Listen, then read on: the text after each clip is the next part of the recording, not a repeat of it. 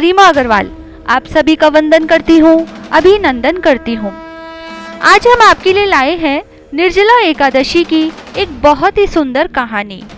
एक समय की बात है, एक जाट था। उसकी नई नई शादी हुई थी। शादी के बाद वह पहली बार अपनी पत्नी को लेने अपने ससुराल जा रहा था। अच्छे से नए नए वस्त्र पहनकर तैयार होकर ससुराल के लिए रवाना हुआ। रास्ते में उसने देखा कि एक गाय एक तालाब में पानी पीने उतरती है। जेठ का महीना था। वह गाय जब अपनी प्यास बुझा लेती है तो तालाब से बाहर नहीं आ पाती। जाट को वहां देखकर गाय ने उससे कहा, अरे मुसाफिर, मुझे इस दलदल से बाहर निकाल दो। तो जाट ने कहा, अरे नहीं नहीं गाय माता, मेरे कपड़े गंदे हो जाएंगे। मैं पहली बार अपनी पत्नी को लेने ससुराल जा रहा हूँ। गाय बोली, आज निर्जला 11 है, मैं तुझे वरदान दूंगी। तुझे बड़ा फल मिलेगा और तेरे साथ तेरी सारी पीढ़ियां तर जाएंगी। लेकिन जाट नहीं माना। नाराज होकर गाय बोली, अगर तू मुझे नहीं निकालेगा तो मैं तुझे श्राप देती हूँ। तू अभी से 8 पहर के बाद गधा बन जाएगा। जाट डर गया और अब गाय से माफी मांगने लगा, लेकिन तब तक गाय तालाब में पूरी तरह डूब गई थी। यह देख जाट उदास हो गया और उदास मन से ही ससुराल पहुंचा। ससुराल में सभी बहुत खुश हुए, लेकिन जाते ही उसने जिद पकड़ ली कि मेरी पत्नी को विदा कर दो, हमें जाना है, हमें अभी जाना है। सभी ने मिलकर कहा, जवाई जी एक दिन तो रुक जाओ, लेकिन वह नहीं माना। तब उसकी पत्नी बोली, सब इतना कह रहे हैं तो आप रुक क्यों नहीं जाते? तब जाट ने उसे श्राप की सारी बात बता दी। तब उसकी पत्नी तुरंत उसके साथ वापस घर की ओर चल दी। 8 पहर के बाद जाट गधा बन गया और उसकी पत्नी उसे घर में लेकर बैठी रही।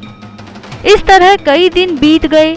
जब घर में कुछ भी खाने को नहीं बचा तो वह अपनी पत्नी से बोला, मुझे लेकर मजदूरी करने चलो। तब वह दोनों नगर के राजा के यहाँ मजदूरी करने पहुँचे। राजा के यहाँ खुदाई का काम चल रहा था। वहाँ पर उसकी पत्नी रोजाना अपने सर पर मिट्टी रखकर मिट्टी फेंकने जाती। सभी मजदूर उसे देखकर बोले, अरे बहन, जब तेरे पास गधा है तो इस पर बोझ रखकर क्यों नहीं ढोती? बोझ क्यों उठाती हो? वह कुछ नहीं बोली। दूर से राजा भी यह सब रोज देखता था। एक दिन राजा ने उससे पूछा, तुम्हारे पास गधा है तो तुम बोझ क्यों उठाती हो?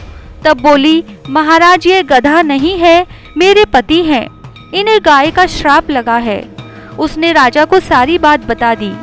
तब राजा ने पंडित को बुलवाकर इसका हल पूछा तो पंडित ने बताया कि राजा जी, इसका एक ही हल है कि जिस व्यक्ति ने अपने जीवन काल में 101 ग्यारस करी हो और उसका फल इस गधे को दे दे तो यह मानव बन सकता है।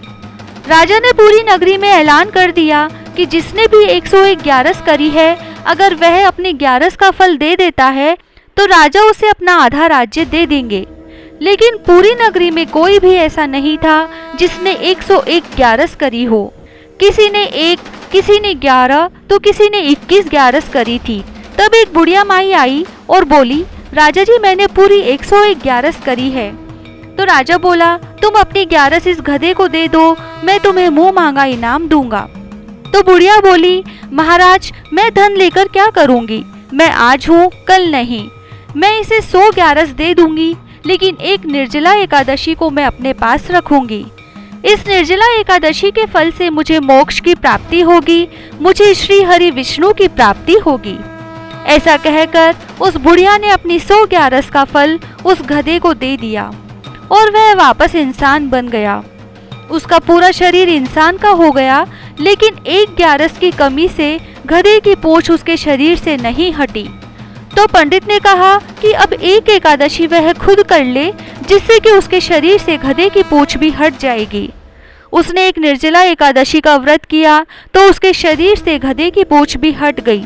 लेकिन उस दिन से वह जाट हमेशा अफसोस करता रहा कि मैं तो श्राप से मुक्त हो गया, लेकिन उस दिन मैंने उस गाय की जान क्यों नहीं बचाई।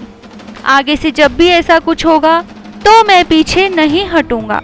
तो आपको हमारी यह कहानी कैसी लगी हमें जरूर बताएं। जय श्री राधे।